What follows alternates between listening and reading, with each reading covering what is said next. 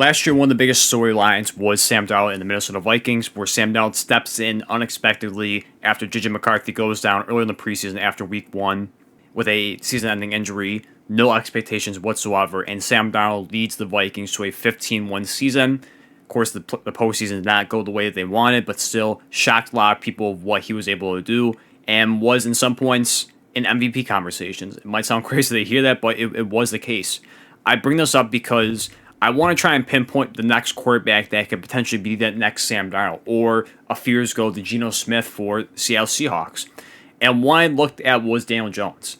Now, it might sound crazy to say that because of just how we view Daniel Jones for his career, and maybe a lot of people, of course, aren't the biggest fans of Daniel Jones, as me included. I still think he was way overdrafted in 2019, 6th overall. Did not see what the Giants saw in him, and of course, it turned out that way. Now, it's not all on him. It certainly went to a dysfunctional organization with, you look at the ownership, GM, coaches, the players around him. It was not great for his tenure there. But when we look at Daniel Jones' career, 24, 44, and 1 as a starter, 14,500 yards passing, or over that, 70 touchdowns, 47 interceptions, a 84.3 passer rating, a 64.1 completion percentage, 50.8 QPR. Again, nothing too crazy, especially for the win-loss total. Not all on quarterbacks, and if you're a person that always screams about wins are not a quarterback stat, I get it. But still, does not a good look for Daniel Jones to begin with. But still, him going to the Indianapolis Colts, I think, could be a next Sam Darnold, Geno Smith situation. I'm not going to sit here and say they're going to win 15 games like the Minnesota Vikings last year. But when I look at Daniel Jones, what he's stepping into at age 28, first off, let's look at the offensive line for PFF for their final offensive line rankings. The New York Giants ranked 23rd last year. The Colts, 12th overall. A much better improvement. So right then and there, if you're someone that always preaches about the trenches, the front five for the quarterback, it's already right there, a much better improvement for Daniel Jones. Weapon-wise, you look at Jonathan Taylor, great running back, one of the better ones in the NFL.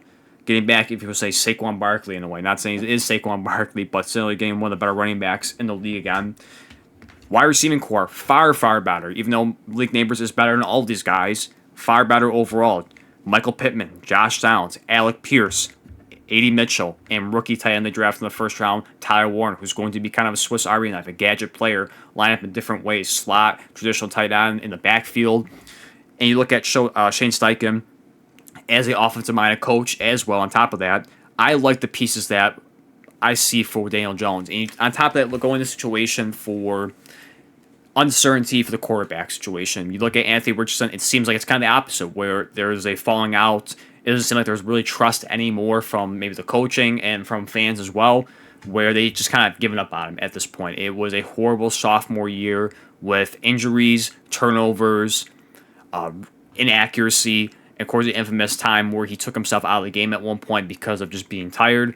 It was a lot of stuff. People questioning his maturity. It is a horrible situation for Anthony Richardson. Maybe at this point already out the door, potentially, with his tenure with the Indianapolis Colts. So you step in a situation where there's already uncertainty and they're kind of looking for any other excuse to start a quarterback besides Anthony Richardson, on top of the division itself, where outside of the Houston Texans, which you still have to fix the offensive line and so forth, but they're going to be, I still view them as the number one team in the South.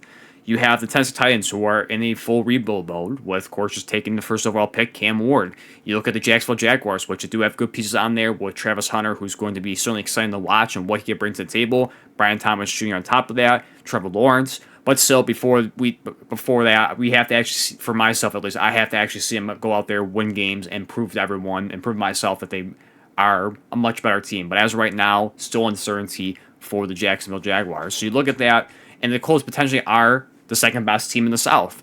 On top of, again, what they talk about for the quarterback situation with the Colts there, it is a perfect situation for Daniel Jones, given everything else. If you look at the weapons, I absolutely love them.